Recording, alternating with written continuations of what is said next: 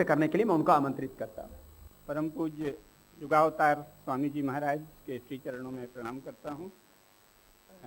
सभागार में उपस्थित काशी के सभी पवित्र और प्रबुद्ध जन, माताएं बहनों, हमारे गुरुजन तथा युवा भारत के तेजस्वी राष्ट्रभक्त युवक युवती, हम सब बहुत भाग्यशाली हैं, विशेषकर युवा भारत के लोग जो पूज्य स्वामी जी से जुड़े, सचमुच युगावतार हैं। जितना मैंने इतिहास का अध्ययन किया है, विश्व का और भारत का भी, मैं पिछले जन्म के संस्कारों से बचपन से ही भारत माता का उपासक था और जगदम्बा जगत जननी का भी उपासक था।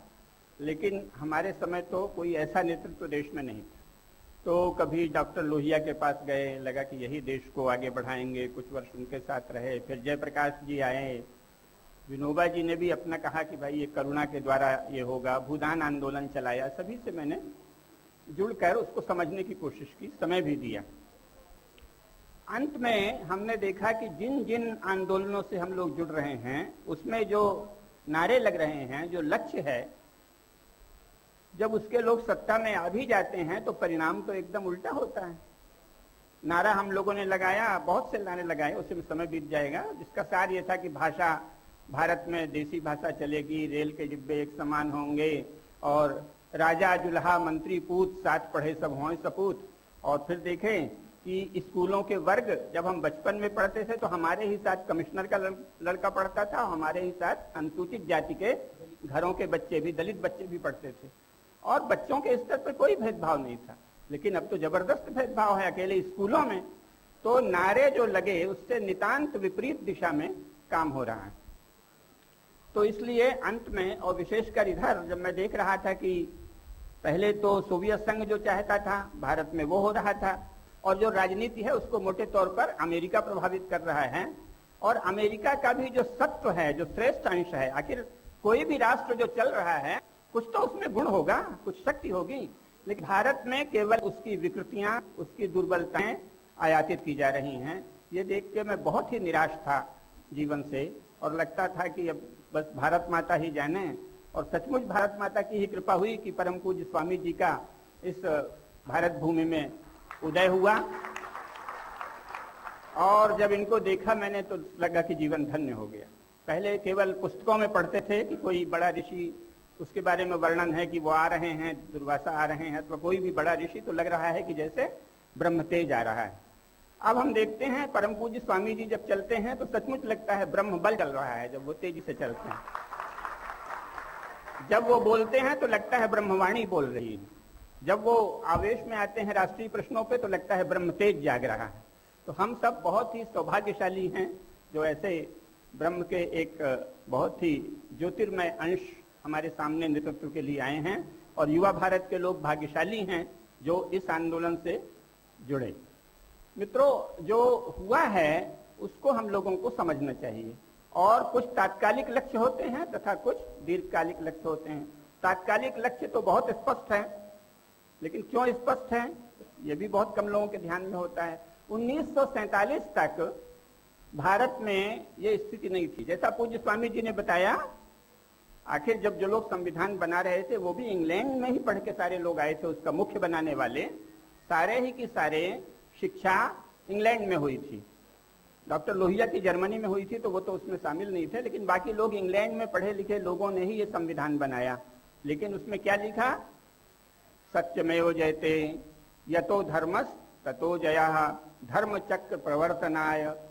अब ये नहीं है कि उन लोगों की बुद्धि में कोई विशेष देशीपन था। उस समय भारतवर्ष में एक जो राष्ट्रीय परिवेश था, सामान्य परिवेश था, वो इतना उसमें शक्ति थी, उसमें जागरूकता थी कि उसके कारण कोई ये कल्पना नहीं कर सकता था कि कुछ और होगा। गांधी जी भी जब क्रांतिकारी तो कर ही रहे थे भारतवर्ष के लिए कार्य, लेकिन गांधी जी ने भी जब किया तो अपील क्या की? यही कहा ना, उन्होंने कहा कि मैं अपने समय का सबसे बड़ा क्षत्रिय हूं और मैं धर्म युद्ध लड़ रहा हूं इस पापाचारी ब्रिटिश राज्य के विरुद्ध। सारी बातें वो, मैं सनातनी हिंदू हूं, मैं धर्म के लिए कार्य कर रहा हूं, मैं देश की संस्कृति के लिए कार्य कर रहा हूं, मेरे लिए गौ रक्षा स्वराज्य से भी बड़ा प्रश्न है। ये गांधी जी के वाक्य हैं संपूर्ण गांधी वाङ्मय में। और ऐसा कहकर ही वो देश में लोकप्रिय हुए। और कोई शक्ति नहीं थी। गांधी जी वो कहते थे जो लोगों के मन में था कि मैं धर्म की रक्षा के लिए काम कर रहा हूं, मैं संस्कृति की रक्षा के लिए काम कर रहा हूं, मैं गौ रक्षा के लिए काम कर रहा हूं। इसका अर्थ है कि देश का परिवेश तो आज भी वैसा ही है, लेकिन देश का दबाव था।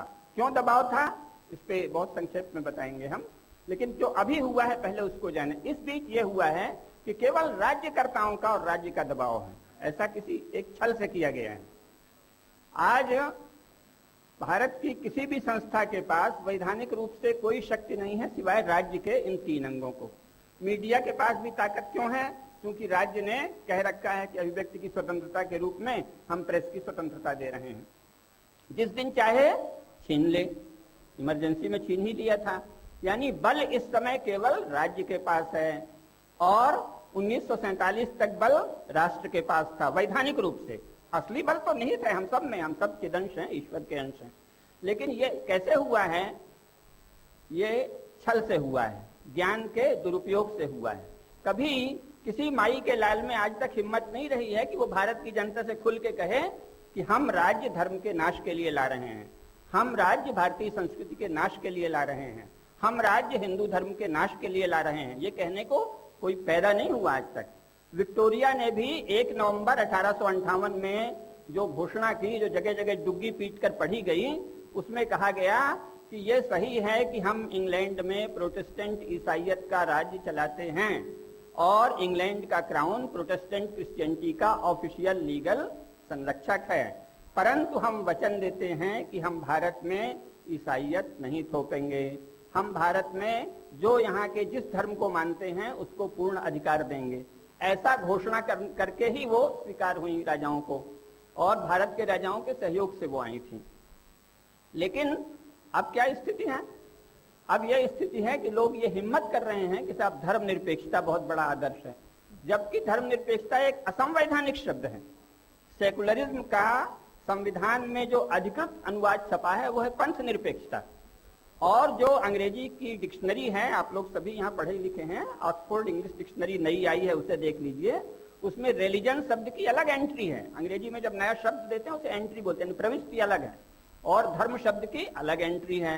रिलीजन की क्या व्याख्या है?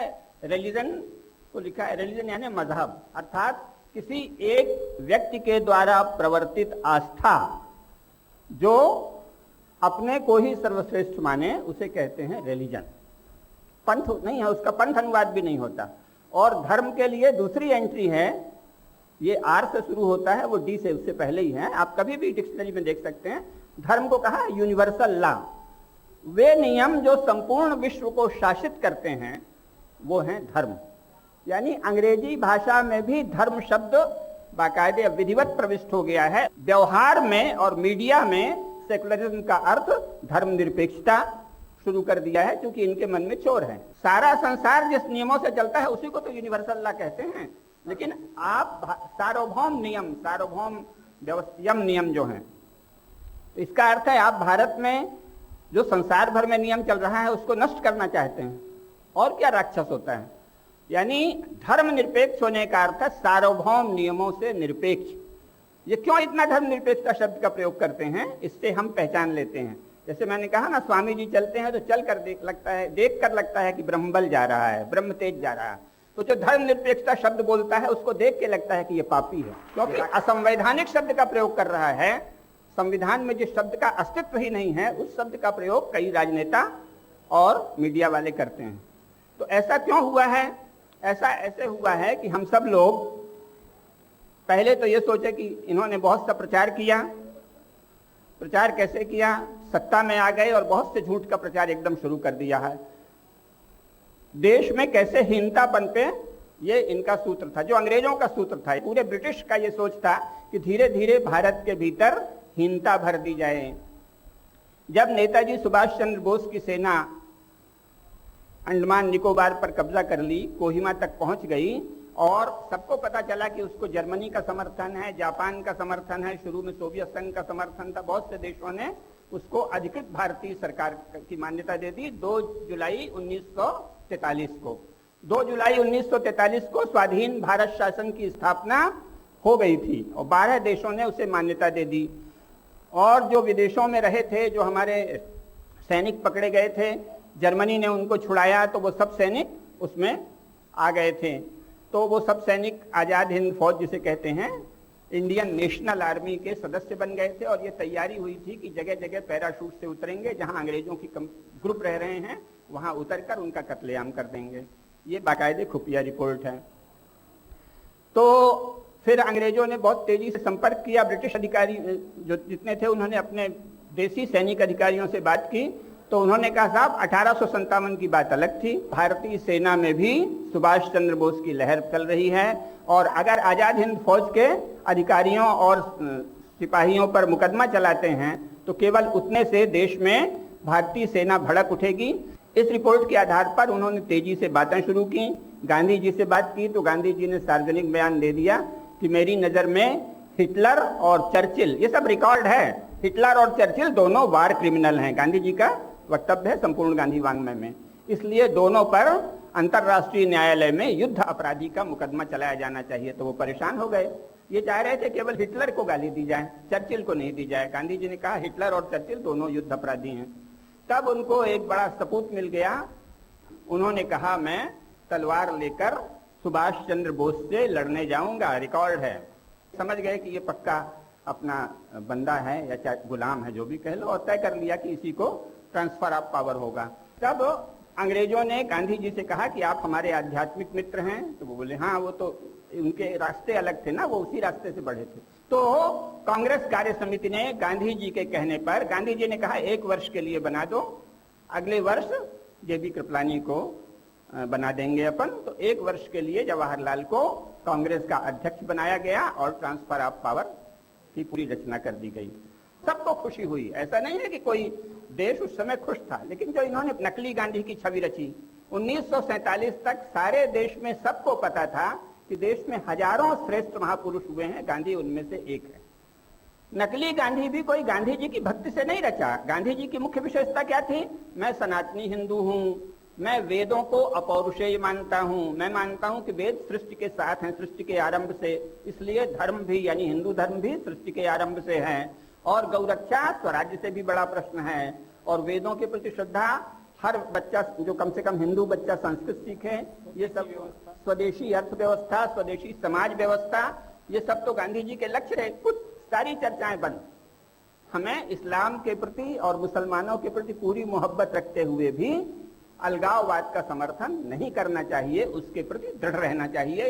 ये हमको सबसे ज्यादा गांधी जी से सीखने की जरूरत है, क्योंकि गांधी जी से ज्यादा हम नहीं हो सकते। तो गांधी जी से हमें सीखना चाहिए कि किसी भी रूप में पाप का समर्थन नहीं करें, अलगाववाद का समर्थन नहीं करें। दूसरी बात जो इन्होंने की कि एक नकली गांधी की छवि बनाई और इसके साथ अपने को पंडित जी प्रचारित कर दिया। अब भाई जब आप कहते हो कि मुझे संस्कृत का ज्ञान नहीं, मुझे भारतीयता का ज्ञान नहीं, I am Hindu by accident, तो ये क्या पाप है? आप पंडित जी को कहलवाते हैं। लेकिन वो कर क्या रहे थे? न तो संस्कृत को, न वेदों को, न ऋषियों के ज्ञान को शिक्षा में कोई स्थान नहीं दिया, और सारे संसार में इंग्लैंड से भी नहीं सीखा। सोवियत संघ से उन्होंने इस बीच रिश्ता बना लिया, और सोवियत संघ में स्टेट सबसे ज्यादा पावरफुल था, इसीलिए वो नष्ट हो गया। ध्यान रहे, इतना बड़ा साम्राज्य सोवियत संघ का था, बहुत शक्तिशाली था, केवल इसलिए नष्ट हुआ कि उसने केवल राज्य को शक्ति दी। और अंत में एक बहुत बड़े धर्मनिष्ठ लेखक थे सोल्जेनित्सिन, आप लोग नाम सुना होगा। इस समय सोवियत संघ का जो इतिहास लिखा जाता है उसमें कोई भी लेनिन और स्टालिन का नाम नहीं लेता, उसे सोल्जेनित्सिन युग कहता है, क्योंकि वो आस्थावान ईसाई थे। और इसीलिए उन्होंने कहा कि इस नास्तिक और विधर्मी राज्य को नष्ट करना हमारा कर्तव्य है। इन लोग उनको गुलाग, आर्कोपिलागो गुलाग द्वीप समूह ले गए, तरह तरह से यातनाएं दी, भयंकर यातनाएं दी करोड़ों लोगों को, लेकिन अंत में लोगों ने धर्म के लिए जान दी। तो इन्होंने सोवियत संघ की नकल में भारत में शासन बनाया। उसकी आज चर्चा इसलिए जरूरी है, ज्ञान नहीं होने से हमारे यहाँ ये सब बातें ही बंद है। ये जो पब्लिक सेक्टर है, जो हर चीज में सरकार करेगी, व्यापार भी सरकार करेगी, अनाज भी सरकार बांटेगी, ये सोवियत संघ की नकल है। सोवियत संघ फेल हो गया, क्योंकि कोई अपने पिताजी की संपत्ति से आपको अनाज नहीं देगा, जिनको भी अनाज देने वाला है। आप तो खजाने से अनाज बांटोगे, और खजाना क्या है? स्वयं सरकारी भाषा में इसे पब्लिक एक्सचेकर कहा जाता है। जिसका अर्थ होता है, उसको दूसरा शब्द कहते हैं कंसोलिडेटेड फंड ऑफ इंडिया। जो भारत का राजकोष है वो कंसोलिडेटेड फंड ऑफ इंडिया है, यानी भारत के नागरिकों के राजस्व से संचित कोष। आपके बाप का खजाना है, आप किस आधार पे बांटेंगे? कोई नियम है? और बांटेंगे तो इसके बदले में कितना टैक्स लगाएंगे? ये तो परंपरा से अपने यहाँ इष्ट और पूर्व की परंपरा थी। आप काशीवासी हैं, जानते होंगे हिंदू धर्म में इष्ट अर्थात जैसे यज्ञ आदि करना, और पुत क्या है? तालाब बनाना, तो मंदिर बनाना। आज भी कितने भंडारे रहे हैं, कई करोड़ लोगों को तो आज भी भोजन कराया ही जा रहा है। उत्तराखंड की त्रासदी। संपत्ति कहाँ से आई राज्य के पास? राज्य के पास देने को है क्या? हमसे आपसे जो देता है वही तो देता है। और ज्ञान नहीं होने से ये चर्चा ही नहीं है। पूज्य स्वामी जी उठा रहे हैं, 2-4 लोग उठा रहे हैं, बाकी भाई ये तुम्हारे पास ये आएगा कहाँ से? कैसे अनाज बांटोगे? पहले जरा कम से कम 10,000 लोगों को अपनी संपत्ति से खिला ना। आप किसकी संपत्ति लेंगे? हमारा टैक्स लेंगे, और राज्य को इतने टैक्स देने का कोई अधिकार नहीं है। ये सोवियत संघ की राज्य व्यवस्था थी है, और सोवियत संघ हमें जेल हो गई। सोवियत संघवाद ढांचे के लिए तो इन्हें जनता से कभी उसके लिए अलग से प्लेबिसाइट कर लो ना, जनमत संग्रह, कि सोवियत संघ का ढांचा जो सोवियत संघ में फैला हम वो भारत में ला रहे हैं। अब ये उसको बनी रहे हैं, मीडिया को एसनेट किया कि ये बात ही नहीं रही कि संसार में ढांचे को आप भारत में कैसे लागू कर रहे हैं। माननीय संसद से प्रार्थना करनी चाहिए कि कृपा करके किसी बैठक में व्याख्या तो कर दे हो कि भारत अगर समाजवादी राज्य है तो क्या होगा, क्योंकि समाजवादी राज्य तो दुनिया में फैल हो गए। समाजवाद का, सोशलिज्म का कुल अर्थ होता है संपत्ति पर स्टेट का टोटल कब्जा। ये संसार में फेल हो चुका है। अमेरिका में सोशलिज्म नहीं है, सोवियत संघ में सोशलिज्म नहीं है, और इनमें भी नहीं है। आप यहाँ एक सोशलिस्ट बना रहे हैं। ज्ञान नहीं होने से सार्वजनिक जीवन में ये प्रश्न ही नहीं उठते। तो इसलिए धीरे धीरे हमें 2014 में ये एक अपूर्ण ढांचे जारी रख रहे हैं, इनको हरा दो। अब ज्ञान का एक दूसरा पक्ष, मैं तुरंत इस वाक्य पूरा छोड़ के कह रहा हूँ, इतना बड़ा झूठ चल रहा है, हम लोगों को धीरे धीरे इसे चाहिए। पहली बात, आए दिन हम भी दोहराए हैं, मीडिया में भी चाहे कि यूरोप भौतिकतावादी है, अमेरिका भौतिकतावादी है, और हम तो बड़े धर्मनिष्ठ हैं। ये झूठ है। भारत एक धर्मनिष्ठ समाज है, ये सत्य है, लेकिन भारत का राज्य नास्तिक और भौतिकतावादी है, और इसलिए पापी है, और वो इस समाज का प्रतिनिधि नहीं है। और बड़ी चालाकी से और बड़े छल से ये किया गया है। एक धर्मनिष्ठ समाज, इन्होंने तो देश को बांट रखा है, धर्मनिष्ठ समाज और धर्म शून्य राज्यकर्ता, नास्तिक भौतिकतावादी राज्यकर्ता। तो आप इस समाज के प्रतिनिधि कैसे हैं? केवल छल से हैं। समाज में तो कहो कि हम एक और भौतिकतावादी हैं, कानून आपका सब यही का है, लेकिन ये बात कोई श्री विश्वनाथ में भी आ जाए, सब जगह जाएंगे, पूजा करेंगे, ढोंग भी करेंगे, और राज्य की जो संरचना है वो आपने एक नास्तिक राज्य की बना रखी है। तो ये सब प्रश्न ज्ञान के द्वारा आएंगे। तो अगले 5 वर्षों में हम लोग ये सब प्रश्न कैसे उठाएंगे? जब हम ज्ञान की भी साधना करेंगे। अन्यथा कि राज्य भर से केवल राज्य, एक तो संसार में कहीं भी केवल के पास शक्ति नहीं है। भारत विश्व का एकमात्र भौतिकतावादी राज्य है, जबकि भारत विश्व का सबसे धर्मनिष्ठ समाज है।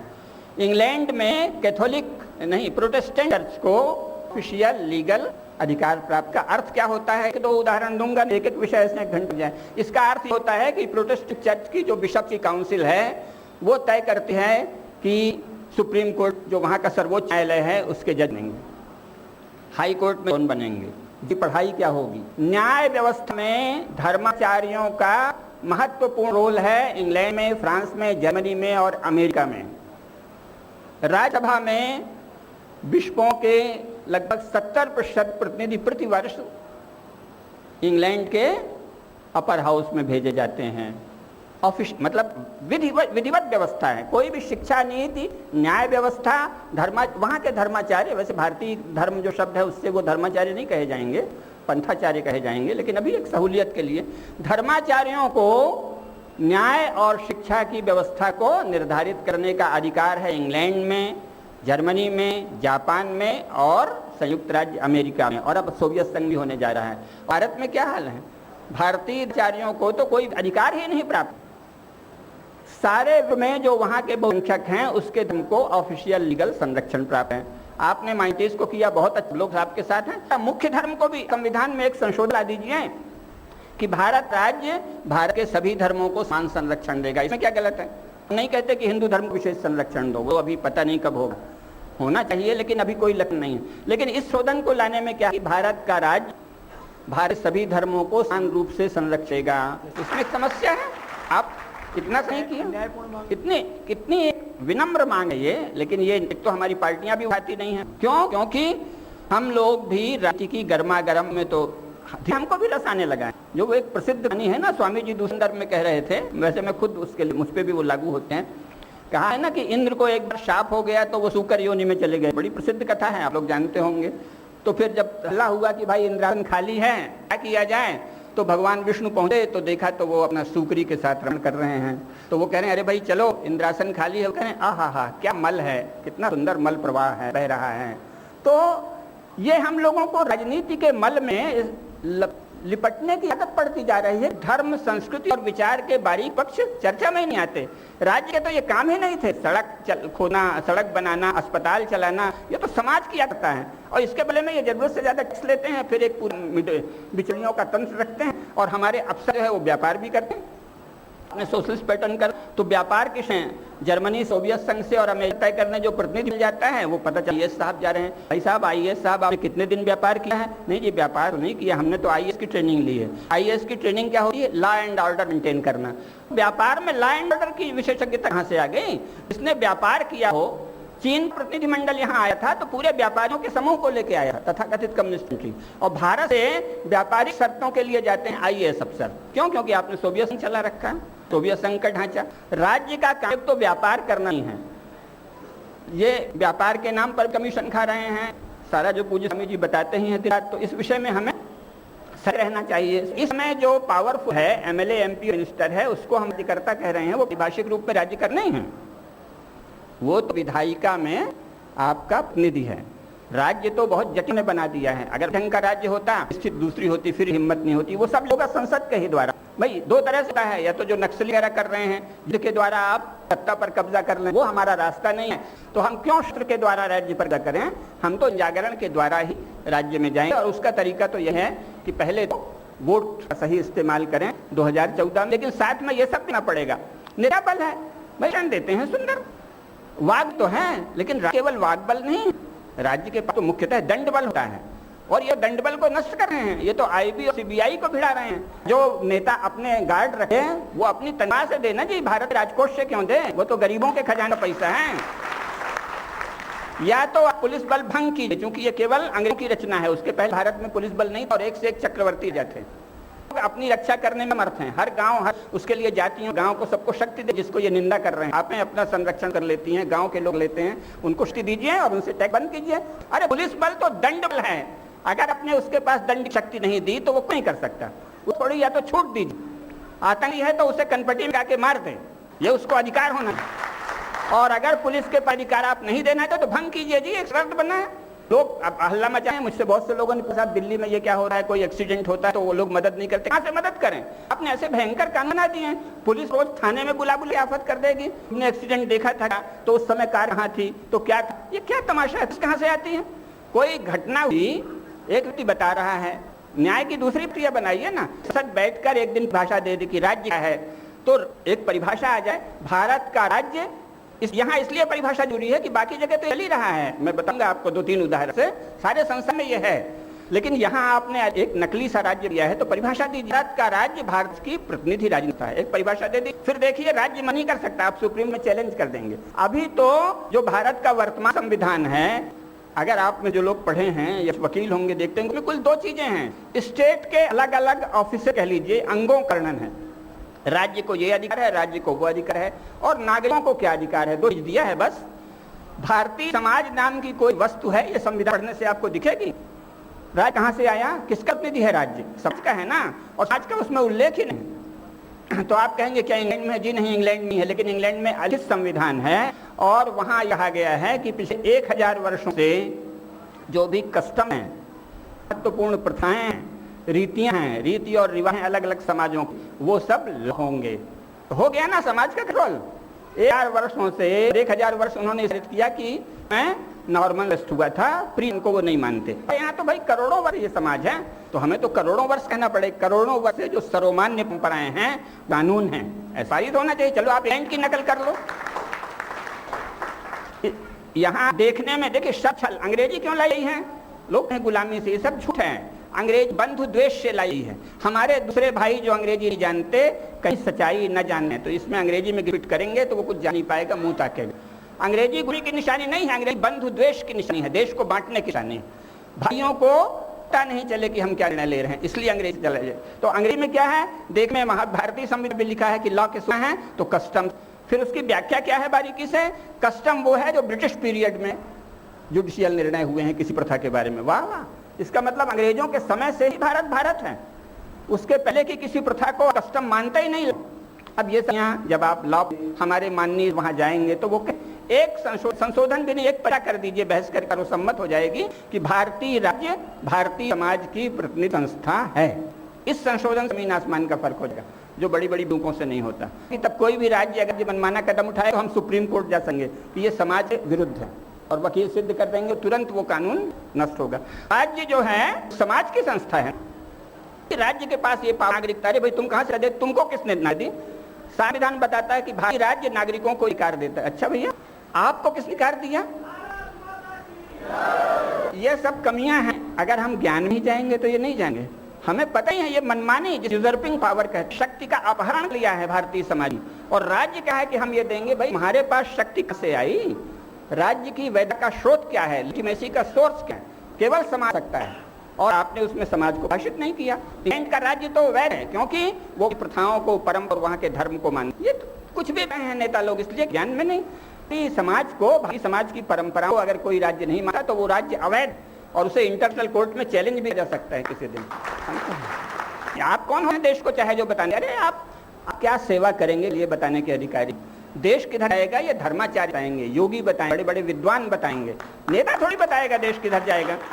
नेता को पढ़ने लिखने का तो टाइम नहीं है, दिन भर तो भीड़ से मिलता है, अध्ययन की प्रवृत्ति नहीं है ज्यादातर नेताओं को। नेता कैसे बताएगा कि देश किधर जाएगा? नेता तो पालन करेगा, बताएंगे सन्यासी योगी, बताएंगे आचार्य कि देश जाएगा। और इसके लिए विद्या केंद्र आवश्यक है। संसार के सभी राज्यों में वहाँ के धर्म या रिलीजन, धर्म तो कहीं है ही नहीं है भारत के सिवाय, तो लेकिन चलिए रिलीजन या मजहब ही सही, संसार के हर कंट्री में, अगर उन्हीं की भाषा बोलें अंग्रेजी, क्योंकि फिर देश बारीकी में जाए तो इनमें से हर शब्द के अलग होते हैं, देश अलग है, कंट्री अलग है, लेकिन वो तो अंतहीन हो जाएगा। तो संसार के हर कंट्री में हर स्टेट अपने यहाँ की मेजॉरिटी के रिलीजन को ऑफिशियल संरक्षण देता है, तो भारत में भी ये होना पड़ेगा। सब जगह वहाँ की श्रेष्ठ परंपराएं कानून मान्य हैं, तो यहाँ भी मानना होगा। व्यवस्था कैसे बनाएं, ये विद्या के केंद्र के द्वारा होगा, और इसलिए दीर्घ योजना बनानी होगी शाखा में। और फिर योजना बना के केवल जानेंगे तो बात नहीं। हमारे पास स्वामी जी के पास तो बल है, हम भी योग करेंगे तभी बल आएगा, अभी जिसमें शक्ति है कि ये शक्ति होनी चाहिए कि बात को लाएं। अभी जिनको करोड़ों लोगों ने आंख से देखा, जो महावीर जिनके लिए पागल लोग उमड़ पड़ते थे, छिप छिप के इनको फांसी देनी पड़ती थी क्रांतियों को। बनारस में क्रांति जगह तो थे एक एक ऐसे क्रांतिकारियों को जिनके लोग कितना सब तरह से सहायता। अरे सरकारी अफसर चुपचाप अपने घरों में पाया। बहुत से देश अफसर थे, किसी मजबूत ब्रिटिश नौकरी करते थे, घर में छिपाते थे, और साधारण जनता तो करती ही थी। ऐसे सब क्रांतिकारियों को, ऐसे सब श्रेष्ठ नेताओं को आप ऐसे हड़प कर जाएंगे? तुम बकासुर हो क्या जी? कैसे तुम ऐसा इतिहास लिख रहे हो? राक्षस हो? भारत का सही इतिहास आ जाना चाहिए। इसके हजारों हजार नेता समान रूप से पूजनीय है, कोई एक नेता नहीं। राज्य के बारे में भ्रामक प्रचार भारत में भी, संसार में भी, ज्यादातर देशों में, मुझसे 2-4 देश हैं जहाँ सत्तात्मक है। भाई पिता या माता, जहाँ मात्र सत्तात्मक है वहाँ माँ से जाति होती है, जहाँ पितृ सत्तात्मक है पिता से जाति होती है। भारत में आज भी पिता की जो जाति है वही आपकी जाति है। ये एक इसमें अपवाद किस कानून, संविधान की किस धागत एक परिवार का अपवाद बनाया जा रहा है कि ना पिता ब्राह्मण ना माँ ब्राह्मण, और आप कहते हैं कि ये ब्राह्मण। तो ये सब क्या हो रहा है? जैसे देश चलता है, जैसे देश के पूरे 21 करोड़ लोग चलते, वही नियम अपने ऊपर करिए ना। ऐसे अपवाद व्यवहार बंद होनी चाहिए जो असंवैधानिक है, आपराधिक है। जो विधान सारे देश के व्यक्ति पे लागू है, अपनी के लिए, सेल्फ आइडेंटिटी के लिए, आत्म परिचय के लिए, व्यवस्था देश के सबों पर लागू है, व्यवस्था आत्म परिचय इस परिवार पर भी होनी चाहिए। क्रांतिकारी को किसी की कोई जरूरत नहीं, हमको क्रांतिकारी के यश की जरूरत है। हमें चाहिए क्रांतिकारी की प्रतिष्ठा, क्योंकि हम जीत। युवा भारत को आवश्यक है कि क्रांतिकारियों का अपमान बंद, देश के महापुरुष का अपमान बंद हो, सब समान महत्व मिले, किसी एक व्यक्ति अतियों को देश पुरुष न बताया जाए। बहुत से धर्माचार्यों से मेरा बहुत ही आत्मीय संबंध है, और अपने जीवन बहुत बड़ा भाग मैंने आचार्यों के सत्संग में बिताया है। सबसे प्रार्थना करता था कि भाई ये विद्या का काम कीजिए। किस किस का नाम, बड़े लोग हैं, किसी ने बहुत बड़ा मंदिर भी बनवा दिया, लोगों ने भावना से, देशभक्ति की भावना से पैसा दिया, फिर वो पता चला मंदिर बन गया। मैंने कहा कि मंदिर अस्पताल बनाना तो व्यापारियों का काम है, अगर कोई आपको दे रहा है तो विद्या का काम भी तो कीजिए। किसी ने नहीं किया। विद्या का काम सर्वश्रेष्ठ कार्य है, सब लोग जानते हैं। न ही ज्ञानेन सदृशम पवित्रम इह विद्यते। पूज्य स्वामी जी महाराज ने इसके महत्व को देखा, स्वयं देखा अपनी इच्छा से। वो तो और फिर जब उनको लगा कि थोड़ी बहुत इसमें रुचि, हमारे जैसे लोगों को भी दिया, संरक्षण दी। तो ज्ञान का कार्य कितना महत्वपूर्ण है ये पूज्य जी एक योगी के नाते जानते ही हैं। उन्होंने ये युवावृत्ति हैं और लोग भी जो इसमें लेना चाहें उनके प्रश्न का एक योजना रची है। इसमें क्या होगा, इसमें दोनों तरह का हो। देखिए भारत मुख्य बल क्या है, शास्त्र क्या कहते हैं भाई, हम सब जब हम जानते हैं ज्ञाता है, लेकिन शास्त्र कहा विज्ञाता अरे केन विजानीता, विज्ञाता को जाने। ये जो जान रहा है ये कौन जान रहा है, भाषण सुन रहे हैं ये कौन सा है, आपका चित्त सुना है, चित्त के स्तर से हम ये भाषण सुनते हैं। तो जो विज्ञाता है वो कौन है, इस जानने के लिए योग ही मात्र साधन है। हम जब कोई चीज देखते हैं, चीज हमें क्यों पसंद आती और चीज क्यों ना पसंद आती, इसके लिए मन और के स्वरूप को समझ होगा। तो सेवाव्रतियों के इस आत्मिक पक्ष पर भी पूरी व्यवस्था है वहाँ कि हम जाने कि हमारा मन क्या है, हमारी बुद्धि क्या है, हमें आवेश उठता है, हमारे भी उठता है तो वो कौन है भाव जिसमें उठ रहा है। सूक्ष्म बातें जाननी जरूरी है। इसके साथ मन के स्वभाव को जान लिया, बुद्धि के भाव को जान लिया, आग के स्वभाव को जान लिया तो ठीक है। इस समाज में मानव के रूप में आए हैं तो उनका निर्वाह कैसे करें। केवल मोक्ष प्राप्ति है तब तो ठीक है, तत्काल संन्यास ले और केवल योग साधना करे, लेकिन के लिए भी हम लोग कह रहे हैं कि पूज्य स्वामी हमारे लिए ज्यादा आदर्श हैं। तो धर्म क्या है, युग का धर्म क्या है, संसार कैसे रहा है, कौन कौन संस्थाएं हैं संसार में। जैसा मैंने 10-5 उदाहरण दिए, हम लोग यही नहीं पता कि संसार अधिकांश देश धर्मनिष्ठ राज्य है, रस राज्य है, धर्म नहीं कहेंगे। विश्व के सभी देश रिलिस या मजहबी राज्य के द्वारा संचालित हैं। ये नहीं जानते तो कैसे कोई बात समझ में आए। फिर संसार क्या चल रहा है, जो संयुक्त राष्ट्र हैं इसकी स्थापना कैसे क्या थे, क्या ये अमेरिकन इंडिया को आगे बढ़ा रहा है, कैसे डॉलर इतना शक्तिशाली क्यों है। हमसे कहा जाता है कि व्यापार है, क्या सच मुक्त व्यापार है, अरे ट्रेड कर दो तो रुपये उछल के डॉलर ऊपर चला जाएगा। ट्रेड नहीं है, ट्रेड केवल एक शब्द। वर्तमान सर एक और तो सोच बनती है और दूसरी ओर बाकायदे अमेरिकी कंपनियों को जरूरत से ज्यादा सुविधाएं और दे रही है। और अंतर्राष्ट्रीय बाजार में अमेरिका से अपने को क्यों हाथ रखा है, कोई मजबूरी नहीं है, कोई सेना नहीं आएगी। बहुत समय तक चीन मुक्त था, वो भी कुछ के लिए जुड़ रहा है, लेकिन हम तो व्यापार, उनका व्यापार यहाँ फैला रहे हैं। भारत के व्यापार को फैलाने के लिए जुड़ते तो समझ में आता। सारे संसार में देश दूसरे देशों से संबंध करता है अपने व्यापार फैलाने के लिए, दूसरे देशों से संबंध करके व्यापार को भारत में लाए। इसको केवल समझ रखा है कि बाजार है, चलो ये को भी छूट, वो कम। अगर फ्री ट्रेड होगा तो आज ही डर बहुत नीचे चलेगा, कहीं मुक्त व्यापार नहीं है। अब उसको छल से उन्होंने फ्री ट्रेड कह रखा है। सब जगह है तमाम शर्तें लाए हैं और जो भारत राज्य हैं यहाँ डेमोक्रेसी ज्यादा ताकत है, वहाँ ज्यादा शर्तें लाते, क्योंकि जनता को कुछ ही नहीं लगने देता। ये जो नौकरी का तंत्र है अपमानकारक और ऐसी शर्तों में चल रहा है कि जिससे भारत का माल तो नीचे और माल आसान से भारत में खपे। तो इन सब चीजों को पड़ेगा। इसी तरह न्याय की ऐसी व्यवस्था बना रखी है कि जब लेगा तो वो अंतर्राष्ट्रीय के अंतर्गत कोई मुकदमा देंगे, कहीं मेजॉरिटी पे, कहीं ह्यूमन राइट्स, माइनॉरिटी के नाम पे, ह्यूमन राइट्स के नाम पे। तो अगर हम जानेंगे संसार में अमेरिका के पास सैनिक शक्ति ज्यादा नहीं है, थोड़ा सा सावधान हो जाए तो सैनिक शक्ति अमेरिका शक्ति है, आज नहीं बढ़ी, लेकिन सैनिक शक्ति बहुत सरल है। लेकिन अमेरिका छाया हुआ है ज्यादा ज्ञान के बल पर। उस ज्ञान संस्था में ही छल प्रपंच फैला रखा है कि लोग भाषा बोलते हैं। उसने क्या किया, संसार में हमारी कंपनी कैसे फैले, उसने ये नहीं कहा कि अमेरिकन ट्रेड एक्सटेंशन, उसने कहा ग्लोबलाइजेशन। और भारत में वो शब्द इन अफसरों ने और मंत्री ने चला दिया। कहाँ का ग्लोबलाइजेशन है, ये वैश्वीकरण है। उद्देश्य क्या था, कंपनियों का विश्व व्यापार। भारत में सही राज्य होता पूर्वक कहता कि नहीं इसका नाम दो और कुछ मत कर, नाम दो, इसे आकाश पाताल का अंतर हो। ये है अमेरिकी कंपनियों का प्रसार। वैश्वीकरण नाम की कोई चीज है। वैश्वीकरण तो होगा जब संसार के हिस्से को, हर बड़े व्यापारी को छूट हो, इस शर्त पर दुनिया में अपने पार करे। भारत व्यापारियों को अमेरिका को शर्तें और वो सुविधाएं प्राप्त हैं जो अमेरिकी कंपनियों को यहाँ प्राप्त हैं। तो वैश्वीकरण, उदारीकरण भी एकदम झूठे शब्द हैं सब, माने तो के द्वारा हम इनको जानेंगे कि अंतर्राष्ट्रीय अर्थतंत्र कैसे चल रहा है। अमेरिका है और यूरोपीय देश हैं और गल्फ कंट्रीज हैं और चीन है, यही कैसे बाजार में निर्णायक है, भारत क्यों नहीं है, इसको समझना पड़ेगा। आज की जो विश्व की अर्थव्यवस्थाएं हैं, जो विश्व की अन्य एरिया हैं, संयुक्त राष्ट्र की मानवाधिकार की ऐसी व्याख्या क्यों हो रही है कि फ्रांस और जर्मनी में तो आतंकवादी की कनपटी में गोली लगा देंगे और मार देंगे और कुछ भी नहीं होता। तो मैं निवेदन कर रहा था इसमें संस्कृति वगैरह धीरे धीरे हम लोगों को छोड़ दीजिए। पश्चिम का भी जो श्रेष्ठ है वो हम नहीं ले रहे हैं, पश्चिम का कचरा ले रहे हैं। सन 1970 तक का और यूरोप की भारत के मीडिया में छपकी महत्वपूर्ण राजनीति थी। धीरे धीरे क्या हुआ, अश्लीलता, वहाँ का नंग नाच, ये आने लगा है इंटरनल न्यूज के नाम पे। लेकिन चल कैसे रहा, अपने देश में आतंकवाद को कैसे कुचल रही है देश अमेरिका और यूरोप। भारत का मीडिया संज्ञान ही नहीं लेता। तो अज्ञान जा रहा है। हम विश्व के बारे में ज़्यादा से जानना चाहिए और जानना चाहिए।